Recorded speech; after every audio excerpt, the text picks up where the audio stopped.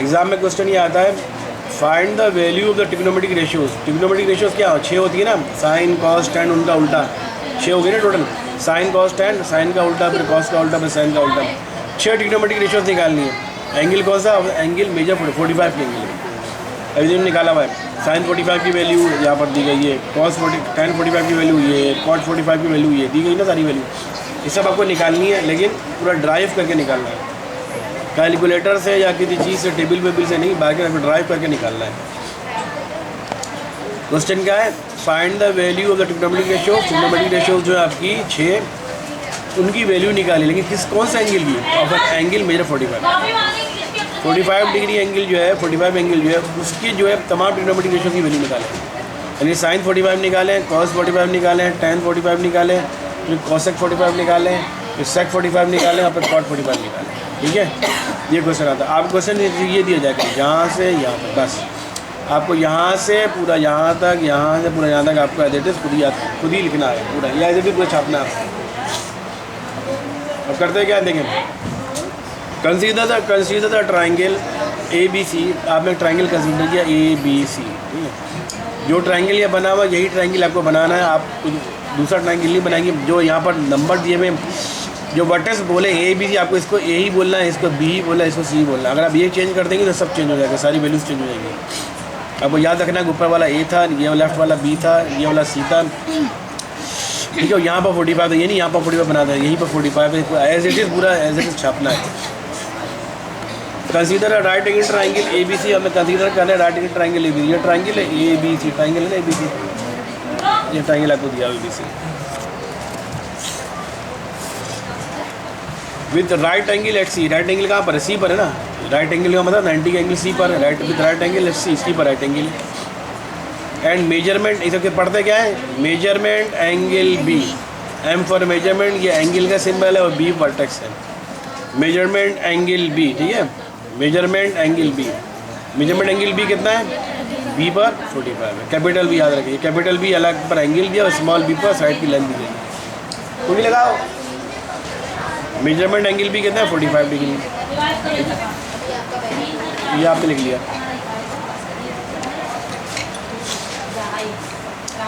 We know that in the right triangle, हमें पता है कि राइट ट्राइंगल में, ये राइट मैंने बोला था, जो राइट ट्राइंगल भी बोलते हैं या राइट एंगल ट्राइंगल भी बोलते हैं, दो नाम है, राइट ट्राइंगल बोलो या राइट एंगल ट्राइंगल बोलो की बात है। We know that in right triangle acute angles are complementary of the other. अब इसमें बोला कि हमें पता है कि राइट ट्राइंगल जो होता है, राइट ट्राइंगल में एक्यूट एंगल क्या होता है, क्या बताया था, एक्यूट एंगल क्या होता है, क्या बताया था मैंने, बताया एक्यूट एंगल क्या होता है, 90 से छोटे जितने भी एंगल होते हैं वो एक्यूट एंगल होते हैं। 30 डिग्री, 40 डिग्री, 50 डिग्री, 60 डिग्री सब एक्यूट एंगल कहलाते हैं। किसी भी राइट एंगल ट्राइंगल में वी नो डेट, हमें पता है दैट इन राइट ट्राइंगल, किसी भी राइट ट्राइंगल में acute angles are complementary. Acute angles are complementary का मतलब ये होता है किसी भी राइट एंगल ट्राइंगल में जब दो एक्यूट एंगल मिलाओगे, ठीक है, उनका सम आएगा 90, ठीक है। एक्यूट एंगल से कॉम्प्लीमेंट्री। देखिए, अच्छा ये जो एंगल है ये तो ये कितना वाला एंगल है, 90। क्या ये राइट एंगल, ये एक्यूट एंगल है, नहीं राइट एंगल ट्रायंगल। ये एंगल कौन सा है, 90 डिग्री। क्या ये एक्यूट एंगल है, देखिए कौन सा एंगल है, राइट एंगल ट्राइंगल नहीं, एंगल पूछ रहा हूँ मैं, ये तो ये ट्राइंगल बना हुआ है। ये एंगल कौन सा है, राइट एंगल है ये, जो कि किसके बराबर होता है, 90 डिग्री के। ये राइट एंगल है जो कि 90 डिग्री के बराबर है।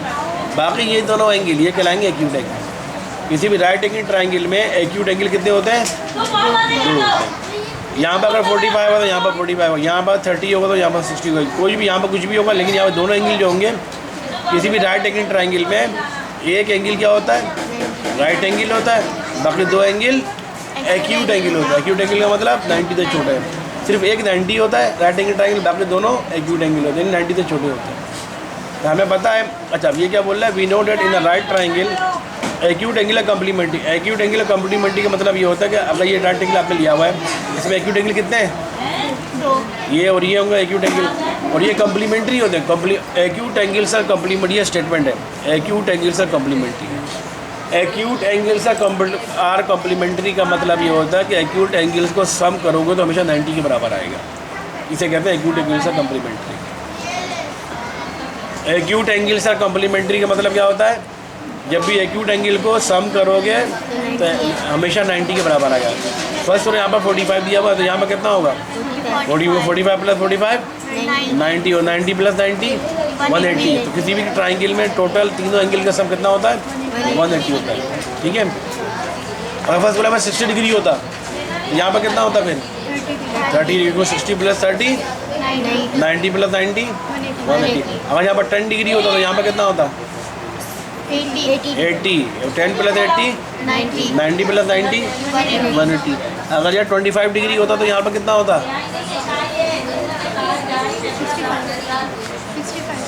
65। ठीक है। 20 प्लस 65 कितना? 90 90 प्लस 90। समझ आ गई बात ये? इसी तरह यहाँ पर अगर 5 डिग्री होता तो यहाँ पर कितना होता? 85। समझ आ रही बात ये? तो किसी भी राइट ट्राइंगल में एक्यूट एंगल्स हमेशा कॉम्प्लीमेंट्री होते हैं। आप दोनों एक्यूट एंगल देखो, मैंने जितने भी एंगल बोले, मैंने यहाँ पर 5 डिग्री बोला तो यहाँ पर कितना आया? 85 भी एक्यूट एंगल है और 5 भी एक्यूट एंगल है। अगर मैं बोलता हूँ यहाँ पर 40 डिग्री होता तो यहाँ पर कितना होता? 50। ठीक है। 50 कितना एक्यूट एंगल है? 40 एक्यूट एंगल है। तो हमेशा कोई भी एंगल रखोगे वो हमेशा एक्यूट ही निकलेगा। यहाँ पर कोई भी रखोगे तो यहाँ पर ऑटोमेटिक एक्यूट निकलेगा। यहाँ पर जो भी रखोगे यहाँ पर ऑटोमेटिक। तो किसी भी राइट ट्राइंगल में हमेशा 2 एंगल एक्यूट एंगल ही होते हैं। एक्यूट एंगल का मतलब 90 से छोटे हैं। और किसी भी राइट ट्राइंगल में एक एंगल सिर्फ 90 डिग्री का होता है, बाकी दोनों एक्यूट एंगल होते हैं।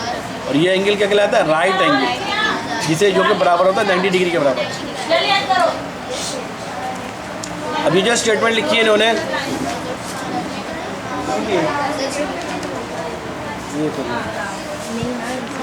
तो ये जो स्टेटमेंट है एक्यूट एंगल से कॉम्प्लीमेंट्री, इसका मतलब क्या हुआ? एक्यूट एंगल को सम करोगे तो 90 के बराबर होगा। तो हमने यहाँ पर जितने भी एंगल रखे सबको सम कर 90 के बराबर आ रहा था। इसे कहते हैं एक्यूट एंगल से complementary.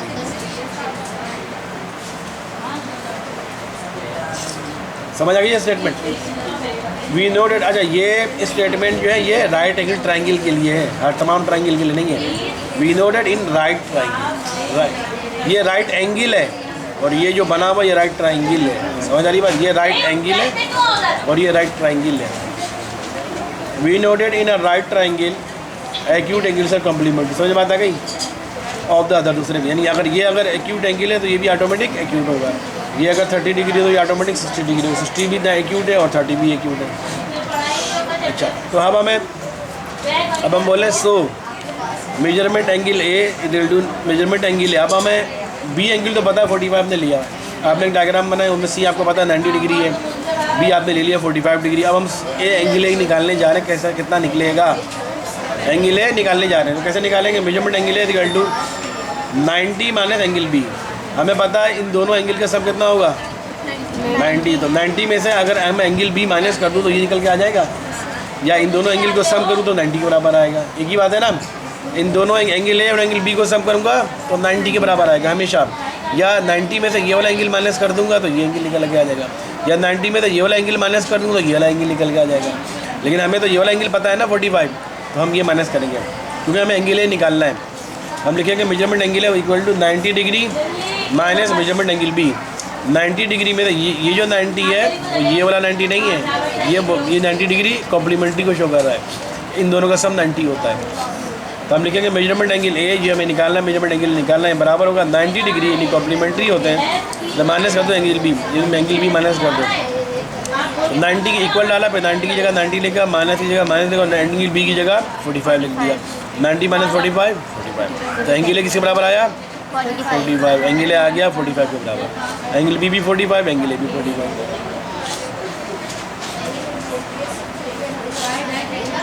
We know that if the measurement of any two angles of a triangle are equal, then measurement of the sides opposite to them are also equal.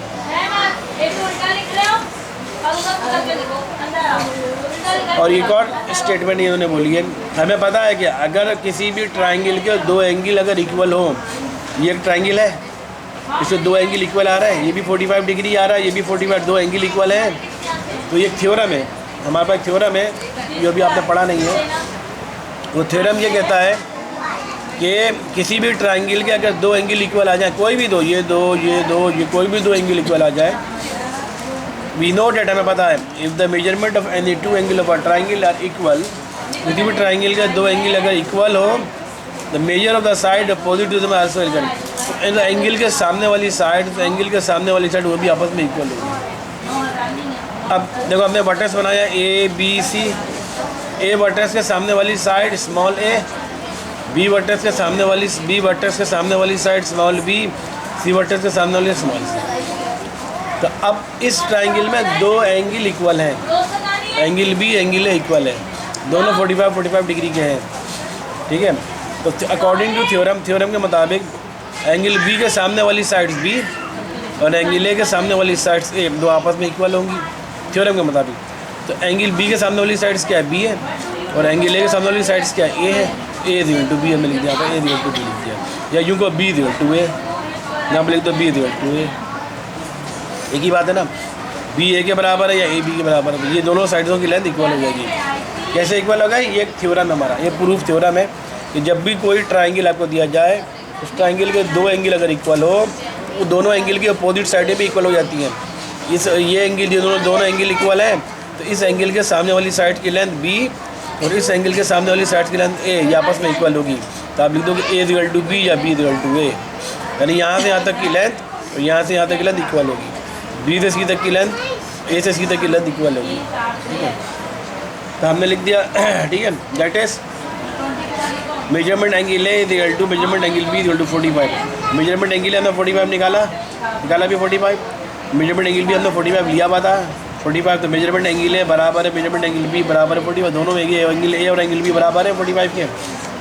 Angle A तो हम तो कौन सी साइडें बराबर हो गई, B C की side, angle A के नीचे बी सी की साइड लिख दी, और एंगल बी के नीचे और एंगल ए के नीचे एंगल ए के opposite sides B C, angle B के opposite sides A C, angle A की opposite side B C, angle B की अपोजिट साइड एंगल बी की अपोजिट साइड ए सी, वो क्या लोगे आपस में अकॉर्डिंग टू थ्योरम। ये थ्योरम है, जब भी किसी ट्राइंगल के दो एंगल इक्वल होंगे तो दोनों एंगल की अपोजिट साइडें इक्वल होंगी। तो एंगल ए की अपोजिट साइड बी सी है, एंगल ए ये, एंगल ए की अपोजिट साइड्स क्या है बी सी, यहाँ से यहाँ तक की लेंथ बी सी, और एंगल बी की अपोजिट साइड्स क्या है, एंगल बी इसके अपोजिट साइड्स की लेंथ क्या है ए सी, यहाँ से यहाँ तक ए सी, तो दोनों बराबर है। एंगल ए और एंगल बी किसके बराबर है 45 के, एंगल ए के opposite side B C, angle B की अपोजिट साइड ए सी, और एंगल तो मेजरमेंट एंगल बी सी, वो लेंथ बी सी कितनी बराबर है, ए के बराबर है, और ए सी किसके बराबर है, बी के बराबर है, ए इज इक्वल टू बी, तो हमने ए और बी के बराबर करा लिया।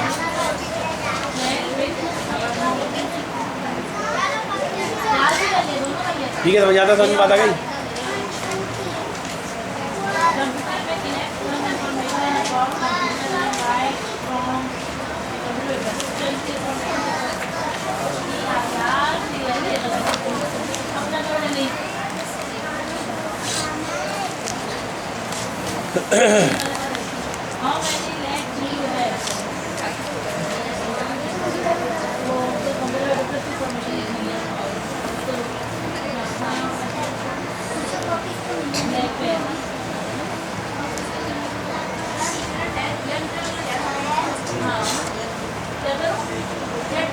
अब देखो, आपको पता है ये राइट ट्राइंगल है, राइट ट्राइंगल में पाइथागोरस थ्योरम लगता है, ये पढ़ा है पहले कभी, हाइपोटेनस का इसका बेस ये पढ़ा है कभी। अब एक पाइथागोरस थ्योरम है, पाइथागोरस थ्योरम, ये मुस्लिम साइंटिस्ट, उसका नाम था फीसागोरस, यूनान का था, पता नहीं कहाँ का था, मुसलमान साइंटिस्ट था, फीसागोरस उसका नाम था, अरब का था, पता नहीं कहाँ था, उसको अंग्रेज़ बोलते पाइथागोरस बोलते हैं, लिखते फीसागोरस की जगह पाइथागोरस बोलते हैं। ये उन्होंने एक थ्योरम निकाला था, वो थ्योरम निकाला था उन्होंने राइट एंगल ट्राइंगल के लिए। उन्होंने बोला था जब आपके पास कोई भी राइट एंगल ट्राइंगल दिया जाए, उसका हाइपोटेनस बेस ऑफ परपेंडिकुलर, तो पता ना क्या होता है, इसमें कौन सा एंगल कंसिडर किया है हमने 45 पर कंसिडर किया हुआ है, तो पता परपेंडिकुलर क्या है, बेस क्या है, हाइपोटेनस, इसके सामने वाला ये परपेंडिकुलर हो जाएगा, ये हो जाएगा बेस, ये 90 के सामने वाला ये हाइपोटेनस। तो पाइथागोरस थ्योरम के मुताबिक उसे बोला, थ्योरम उसे फार्मूला दिया उसने एक थ्योरम दिया। वो थ्योरम क्या है? वो थ्योरम ये है, बोलता है हाइपोटेन्यूज का स्क्वायर, हाइपोटेन्यूज कोई भी राइट एंगल ट्रायंगल दिया जाए उसमें हाइपोटेन्यूज की जो लेंथ है उसका स्क्वायर कर दो, वो बराबर होती है बेस की लेंथ के स्क्वायर प्लस परपेंडिकुलर की लेंथ के स्क्वायर। हाइपोटेन्यूज की लेंथ ये है ना, यहाँ तक हाइपोटेन्यूज है ना आपका 90 के सामने वाला साइड ये हाइपोटेन्यूज है, इसकी लेंथ कितनी है? इस लेंथ को हमने स्मॉल सी साइड किया। और 90 के सामने वाला ये साइड कौन सी है? परपेंडिकुलर है, इसकी लेंथ कितनी है? स्मॉल बी, ठीक है। और ये कौन सी साइड है? बेस से लेंथ है स्मॉल बी, स्मॉल ए, ये बी है, स्मॉल बी, ये स्मॉल ए। यहाँ से यहाँ तक की लेंथ स्मॉल ए, यहाँ से यहाँ तक की लेंथ स्मॉल बी, यहाँ से यहाँ तक की लेंथ स्मॉल सी। हाइपोटेन्यूज की लेंथ कितनी है? सी। बेस की लेंथ कितनी है? ए। और परपेंडिकुलर की लेंथ कितनी है? बी, स्मॉल बी, ठीक है। स्मॉल बोलना ज़रूरी है क्योंकि capital A B B C भी है। कैपिटल ए बी सी वो वर्टेक्स को शो कर रहा है, स्मॉल ए बी सी साइडों की लेंथ को शो कर रहा है।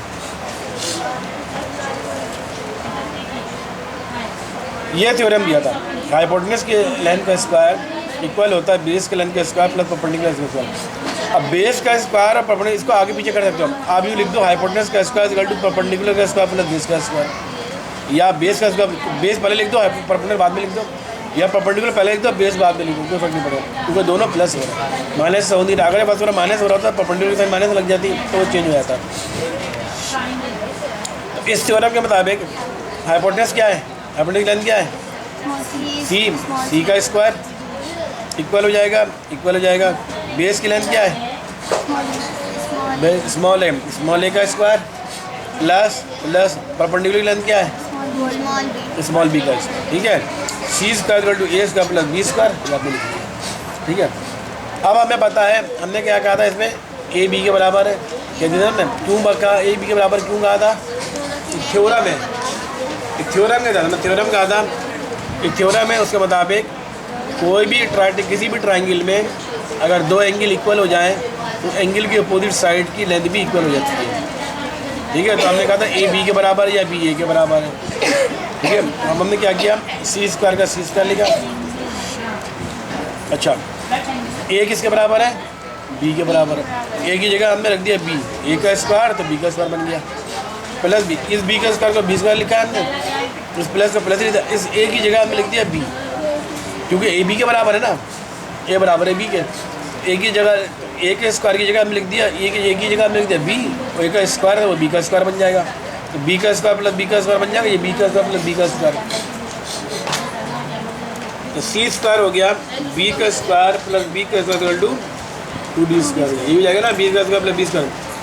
और सी निकालने में क्या करें? स्क्वायर रूट लेंगे बोथ साइड्स में, यहाँ पर भी स्क्वायर रूट लेंगे, यहाँ पर भी स्क्वायर रूट लेंगे। तो स्क्वायर रूट से सी तो ये रूट से स्क्वायर हट जाएगा और 2 के ऊपर रूट आ जाएगा, और बी स्क्वायर पे से स्क्वायर हट जाएगा, बी रूट से बाहर आ जाएगा, यही बनेगा सी इक्वल टू रूट 2b। तो सी क्या है आपका? हाइपोटेन्यूज। सी हाइपोटेन्यूज है ना, ये हाइपोटेन्यूज लेंथ कितनी आ गई? रूट 2b, ठीक है।